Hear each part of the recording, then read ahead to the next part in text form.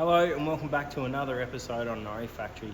Today we're going to be pulling the R32 back apart to do some major upgrades. As you know, we've put Hypertune's ITB manifold, so it still runs the conventional 6 throttle ITBs with these really short runners there, which goes to this plenum. But unfortunately we had the manifold anodized in a clear coat or like a ceramic clear, but for whatever reason it didn't take to the manifold and it actually peeled off before I'd even started the car. So Hypertune have been kind enough to replace that manifold, and we've upgraded it to a V1 manifold. It's essentially the same manifold except gets rid of the ITBs and runs a single throttle body. Now that manifold is still a fair way off. Hypertune have to make it, coat it, etc. So Andrew from Kudos Motorsports, always helping out the channel, sort of mentioned something or said something cool that we could do. So we're going to pull this Hypertune manifold back off and get it back to Hypertune. And in the meantime, we've got this absolute awesome, I don't even know if you can get these things yet. I think this would have to be one of the first. It's one of Greddy's new single throttle body manifolds. So let's have a look.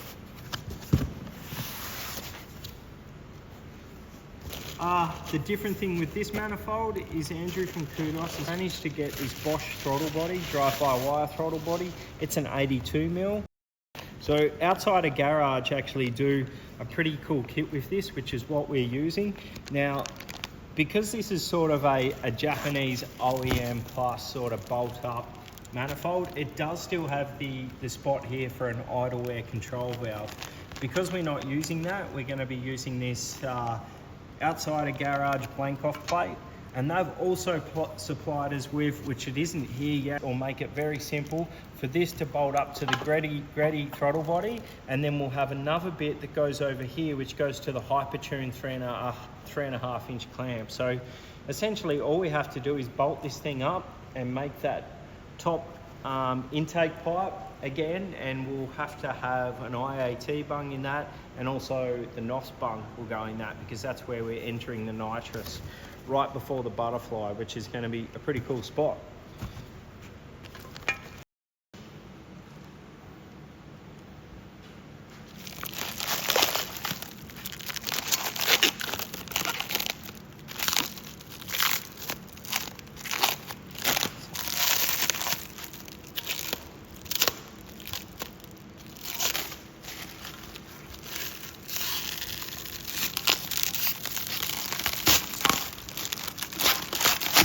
First impression, you might ask, this is absolutely sick. But obviously this is new, and it reminds me of sort of a Hypertune cross Plasma Man sort of setup. So what we know about intake manifolds is the shorter the runner, the less response. So the higher runner or the longer runner you have, you get far more response out of it. And I think 3.2 with these long runners, a bit of nitrous, this thing is going to be an absolute firecracker. Let's get stuck into pulling this Hypertune manifold off so we can do a proper comparison to the other one. Approximately 10 hours later. The issue that we come across this morning, and it's a GTR, so there's always going to be issues. But because we went with oversized 48mm ITBs instead of the factory size 45mm, the way RB26s work is they have what this piece here is called an intake runner. So you've essentially got your cylinder head here, your intake runner, then you've got your ITBs, then an intake plenum on the outside. So there's a fair bit of stuff going on. So essentially what we're doing with this single throttle body is we're removing the ITBs and fitting in an intake manifold which has got nice long runners. Where we sort of have the issue, this is a 45mm, which is a factory size intake runner. So we had them opened up to 48mm. So when I got this brand new Greddy intake manifold, I forgot that this is going to have 45mm runners on it. So they started about 2 inch up here, and then they worked their way down to 45mm. And instead of using metal gaskets like the factory manifold does, it actually has an O-ring on the edge of the intake runner, and it works really well. The issue we've got is when you get a proper CNC ported head, they will actually ask for this intake runner as well, and they'll bolt it up and actually hone this out to match the ported head. So I thought it was going to be an easy one, and I'd grab this factory size ITB runners and bolt up the Greddy manifold. It's not going to work. We're going to end up with a lip or an edge because we're going from 45 to 48.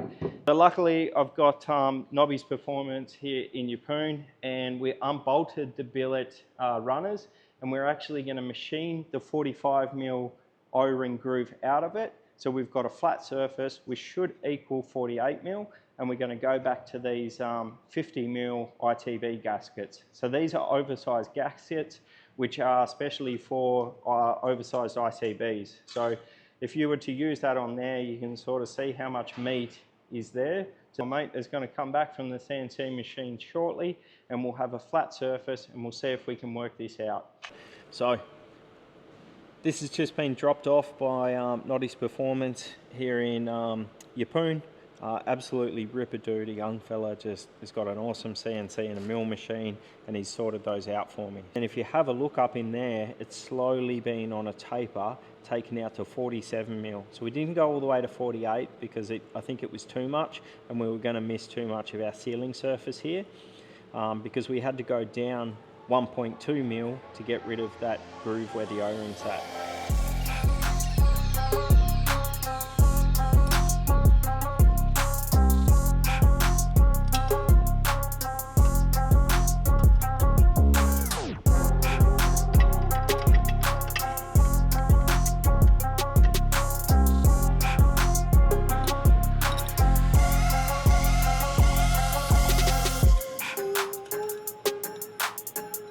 This one here is number 5. Last one, number 6. 3 days later. So let me tell you where the engine's at. We had the fabrication done yesterday, thanks at Waltech Performance in Rockhampton. There is a little bit we're probably going to change, but it was just to get it done type thing for the weekend. Obviously we're going to go back to a Hypertune manifold possibly. I do want to test this Greddy manifold for Andrew at Kudos in case he wants to sell it as like a bit of a kit type setup. He had a small bracket made down here to secure this pipe. It's not the finished piece. Dump pipe's got to go on, the exhauster's got to go back on, and yeah, we've got to get coolant in it, got to get there. Dude, I've got to shut up. I've got to stop listing things that we've got to get done and actually get it done. I'm going to put the wiring in on top this morning, finish plumbing up all the pipes, and then we'll get back on this brushless pump, and then we've got to go through the suspension and try and get it all back to complete factory specs for step-up performance to do a little job for us. So going into the GTR this time to fix all our fuel issues, we're going to go to an Elixir pump. Believe it or not, and don't shoot the messenger here, but this little fuel pump here can apparently supply 2,500 horsepower of fuel. As I said, don't shoot the messenger because I don't believe it either, but we're going to put it in. It comes with really good wiring actually, so it's got a 70 amp fuse, it's got a banging big relay. All this here is mil spec stuff or race spec, and the instructions are relatively easy. So there's two or three ways to do it. What you can do is you can run low pressure, which is a setting, all the time has low pressure, or you can run medium pressure and high pressure. Now all of those is just a 100% pressure of whatever the fuel pump is. The second way we're going to do it is to actually modulate and control the power through a PDM. So we're going to use our ECU Master PDM to pulse width modulate, I guess, or control the fuel modulated through this bad boy pump, still through the controller, still through all the wiring. The biggest thing we're going to do is I'm in two minds about running this this sock here. It's, to me, I think yes, definitely, and they wouldn't have supplied this sock, and it actually does have a really big pickup down there. It's actually quite a lot. Another cool thing we're going to do is, thanks to Kevin at Frenchie's Performance Garage, is he has actually sent us up a little billet fuel pump holder. So this is again, it's a product that Kevin makes at Frenchie's Performance Garage. I'm pretty sure it's just off another one of his fuel pump hanger setup. Let's get stuck into this. I'll pull the old fuel pumps out now.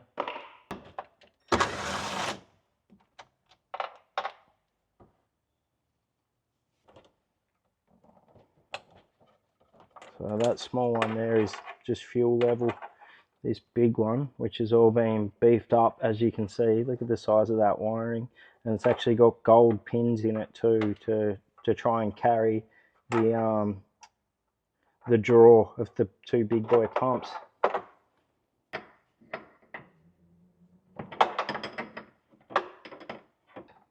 Fucking nasty.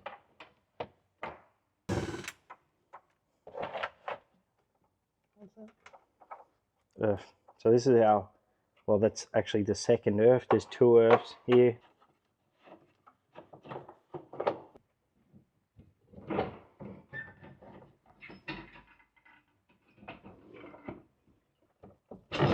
So this wiring here that's the intake stuff that goes to the little intake surge pump.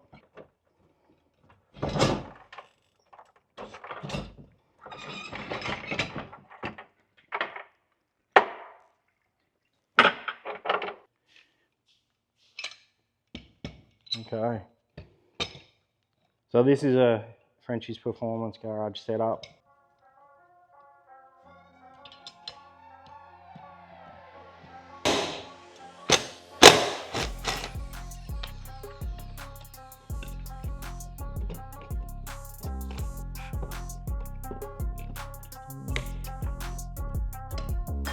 Speed flow stuff by the looks. What we've got here, this is our return, that's our supply. Now our supply of this fuel pump actually runs a -6 size outlet, and this here, which come with it, so happens to be -6. The beauty of reusing this is it can be submerged in tank, whereas a lot of your E85 safe rubber can't actually be submerged in the stuff. It can supply it, but not submerged in it. So this is more than enough, one of these, and that's telling you of this pump, which is meant to pump 1,380 litres per, or gallons per hour, sorry, that's huge. So this here is going to be fine to reuse. The return though, I have made that bigger. And the reason you want that is because you've got nothing pushing it. This here, your supply will pump heaps because it's got the push behind it, whereas it hasn't got the suction on this side to do it. So it has to be a free-flowing system. So if I had one of these, Frenchie Performance Garage one, even running two pumps here, I actually would probably upgrade what is supplied to it with it. If you're only going to 600 horsepower and you know your fuel's going to be suffice, leave that in it. But in this case, we're going to upgrade it so there's no resistance.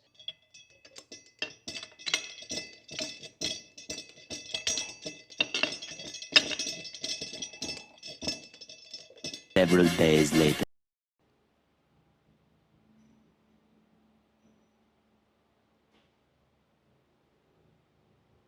Today is the day that we start the 400R rep build for GTR Fest. We are 29 days from GTR Fest, which leaves us like 1 week before we want to be down there. So we've got 2 weeks to build this car. The 400R, it's been painted.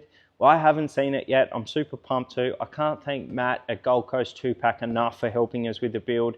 He wanted to build something special and he has, and we're going to finish it off. So we've got 29 days to build the car, full restoration, every nut and bolt from front to rear.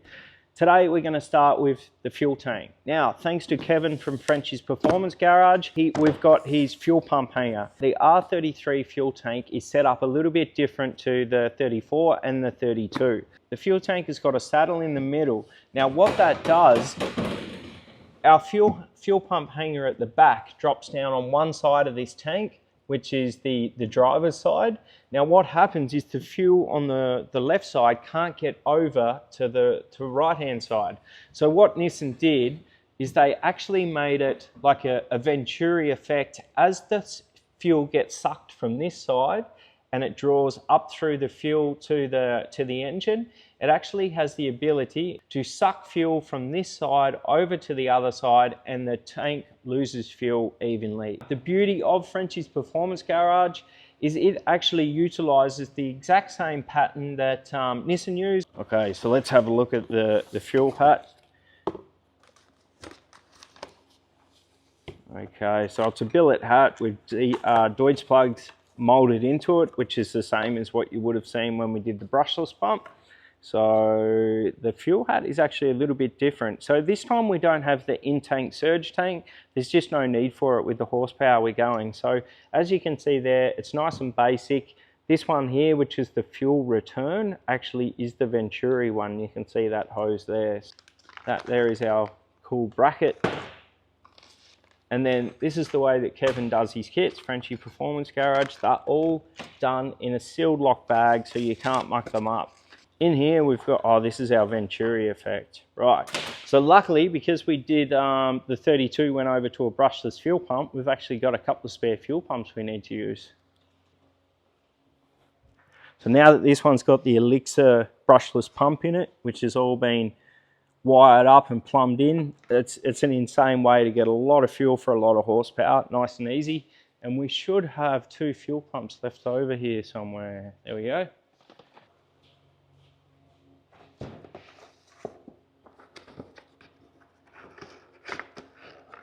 As with all FPG stuffs, the best way to find the fit up instructions is to simply use the barcode on any product. It goes direct to the Frenchie's Performance Garage website, and there's an instructions, and then we just got to look for R33.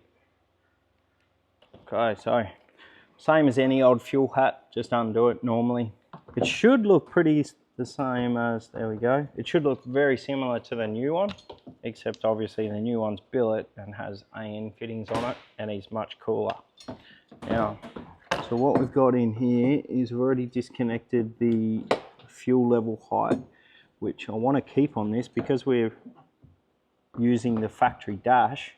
What we've got left inside now should be float, I think, which is on that side. One of the most important things to get out, always remember. Got him! Got him!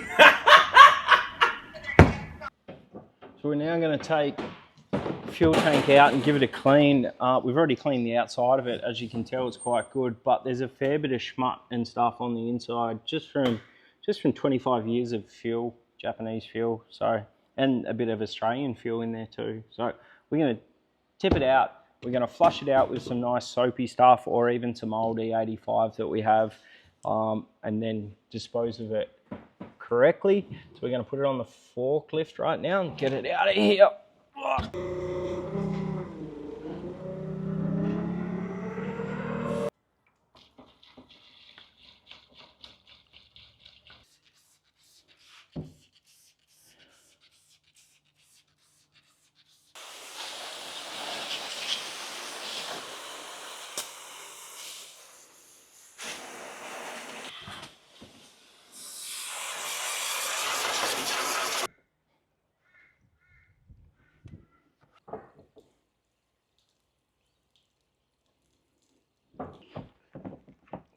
Got all the crappy schmutty fuel out now, so just going to give it a wipe down.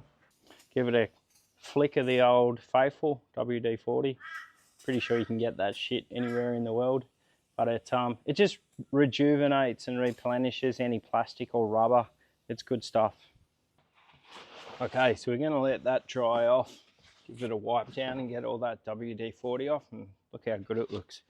All right, let's let that air right out now, get rid of all the E85 and the water that we washed in there, the soapy water, and we're going to go back to doing our pump hanger. So I'm currently just wiring in the 2 pumps. The reason I'm just crimping these together is because I don't have these were already cut and in the 32, so we're just gonna crimp them direct to here. Now I've also taken the old socks off the pump. We're going to put fresh ones on there.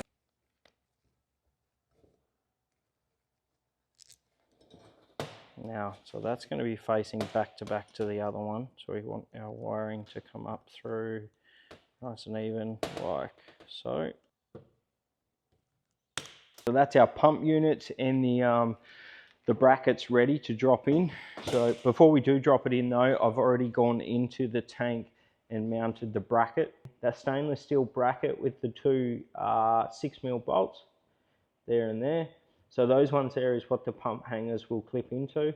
And then Frenchie's Performance Garage have done a pretty neat job of actually making that bracket slip into the factory tank. If you look there now, you can see how we've backed the filter screens back together. So when these two go like that, you've got a perfect sort of filter screen.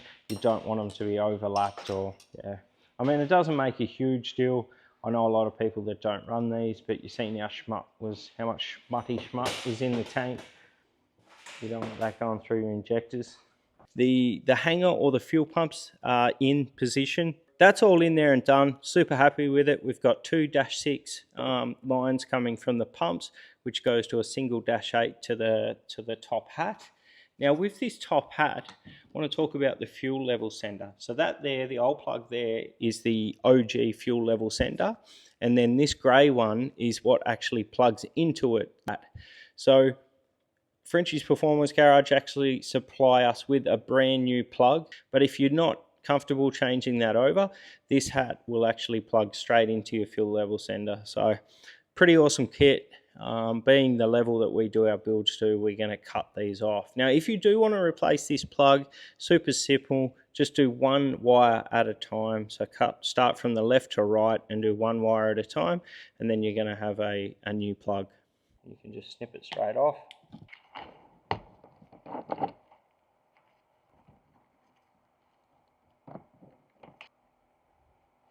So before you put it in, this is our final time. As you can see there, this is pretty easy now to work out how it actually works. So these here are your -6 straight up off the pump to a -8 fitting, then back to a -6. We use -6 apply and return.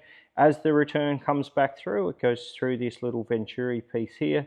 The fuel back from the motor gets straight back in the tank, and as it draws back down, it actually draws fuel out from the top of here, which draws it from the other side of the tank. So it's like a very old school method, but it super works, and Frenchie's Performance Garage have done a really nice hat here. So just be careful of your wiring when you drop it down in, and it's simple as that, the final time it's going in. Now, in all honesty, we probably started this kit maybe 2 hours ago. That's all it's taken for us to do this whole kit.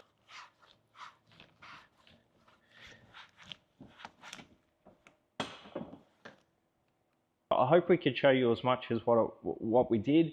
As for our episode, it was pretty cool doing 2 fuel pumps. So we're showing you the brushless pump on the 32, which is in there. The Elixir brushless pump is in position. It's all wired up.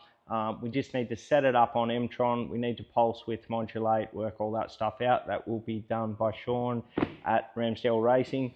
Yeah, so that's pretty much brings us to the end of it. Don't forget to like, comment and subscribe, and jump on the YouTube membership page. Don't forget that. $4.99 a month, get some awesome prizes. GTR Daddy in America just won a gearhead stiff diff brace valued at like $1,200. So good on him, he's won 2 things now. That's it guys, we got 29 days till GTR Fest. Let's go.